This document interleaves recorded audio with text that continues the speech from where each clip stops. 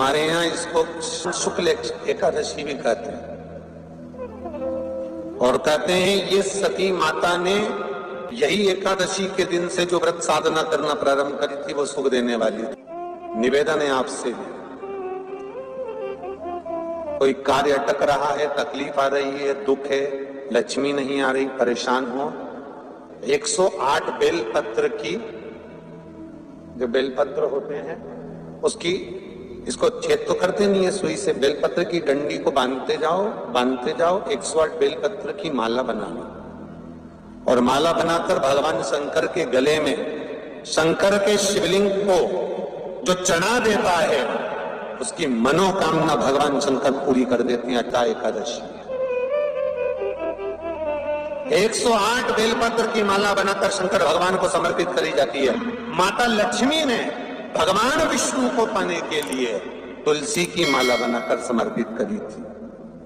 जैसे सती ने शिव को पाने के लिए, कामना को पूर्ण करने के लिए। शास्त्र कहता है घर के बुजुर्गों को, घर के बड़ों को, जेठ जेठानी हो, सास ससुर हो, घर में जो तुम्हारी उम्र से बड़ा हो, उसको आज पीला फूल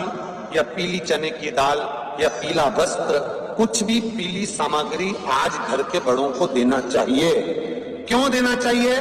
तो शिव महापुराण की कथा कहती है कि जो शुक्ल पक्षी की एकादशी के दिन पीली वस्तु का दान दे देता है, घर के किसी ब्राह्मण को देने नहीं जाना, किसी मंदिर में देने नहीं जाना, आपके ही घर में, आपके ही घर के बड़ों को कोई भी पीली चीज का दान कर सकते। फूल हो, मिठाई हो, कोई अनाज हो, कोई वस्त्र हो, पीली वस्तु का दान दे दें। क्यों होगा? क्या होगा उससे? शिव महापुराण की कथा कहती है उससे जिंदगी में कभी बड़ी बीमारी प्रवेश नहीं करती। सनातन धर्म कहता है बट वृक्ष की पूजन करने वाला, बट वृक्ष के नीचे शिव की आराधना करने वाला, लोम समर्पित कर जल चढ़ाने वाले का जैसे कर्ज मुक्ति होती है, उसी तरह आंवले के वृक्ष के नीचे मात्र ताजा मिष्ठान दूध का बनाकर उस सामग्री को भगवान आंवले के वृक्ष के नीचे पूजन करने से लक्ष्मी और संपदा की वृद्धि होती है। जैसे शमी का पौधा, शमी का वृक्ष, शमी के वृक्ष के नीचे मात्र दूध और जल मिला हुआ जल, शमी के वृक्ष के नीचे मात्र ओखड़दानी अवधूतेश्वर महादेव के नाम से केवल हफ्ते में एक बार भी अगर दूध और जल का मिश्रण शमी के पौधे के नीचे कर दिया जाता है तो कहते हैं शरीर में बड़ी से बड़ी अगर बीमारी है, कहीं कैंसर जैसा रोग है या किडनी लीवर जैसा रोग है, कोई भी तकलीफ, कोई गांठ अगर शरीर में हो गई है, तो शमी के वृक्ष के नीचे दूध का जल थोड़ा सा हफ्ते में एक बार अवधूतेश्वर महादेव के नाम से समर्पित कर देने से रोग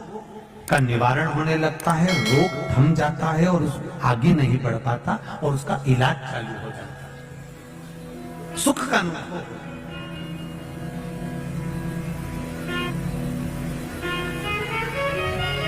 बस एक बात का स्मरण रहे, आप आंवले के वृक्ष के नीचे अगर कोई भोग लगाया गया है पा सकते हैं, पीपल के वृक्ष के नीचे कोई भोग लगाया है पा सकते हैं, बट वृक्ष के नीचे कोई भोग लगाया गया है पा सकते हैं। जिस वृक्ष के नीचे भोग लगाओगे पालोगे, पर शमी वृक्ष के नीचे का जो भोग लगाया गया है वो नहीं पाया जाता। शमी वृक्ष का जो प्रसाद है वो आपको वहीं छोड़ना पड़ता है। शमी वृक्ष का प्रसाद वहीं छोड़।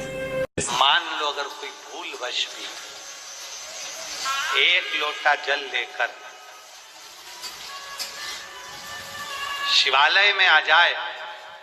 और द्विजेश्वर महादेव का नाम लेकर अगर जल चढ़ाए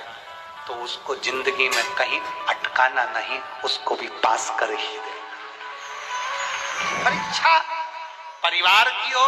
परीक्षा घर की हो, परीक्षा समस्या की हो, परीक्षा कोई भी हो, अगर द्विजेश्वर महादेव का नाम लेकर एक लोटा जल जो देवादिदेव महादेव को समर्पित करता है, जिंदगी में कितना भी भारी दुख चल रहा है, आप 5 या 7 दिन रेगुलर लगातार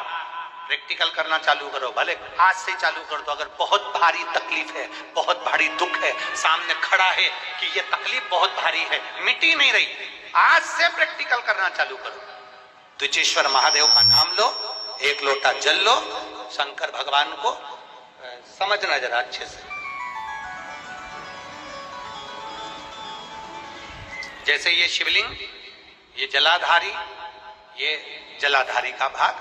द्विजेश्वर महादेव का नाम लेकर जो जल चढ़ाया जाता है वो यहां से चालू होता है। जहां से पानी बहकर नीचे जाता है ना, जहां से पानी बहकर नीचे जाता है तो यहां से जल चढ़ाना प्रारंभ होता है द्विजेश्वर महादेव का। द्विजेश्वर महादेव का जल यहां से चढ़ाते चढ़ाते चारों तरफ घुमाते हुए वापिस जलाधारी पर आता है, जहां से जल अपन बह रहा है उधर, फिर वापिस आता है और सामने जहां तुम खड़े हो, चाहे इधर खड़े हो, चाहे इधर खड़े हो, चाहे इधर खड़े हो, वो जल वापिस आकर फिर इसी तरह से धार पड़ती पड़ती शंकर के शिवलिंग पर जाती है और द्विजेश्वर महादेव से प्रार्थना करी जाती है। तो कैसी भी दुख की घड़ी हो, वो दुख की घड़ी टल ही जाती है। वो द्विजेश्वर महादेव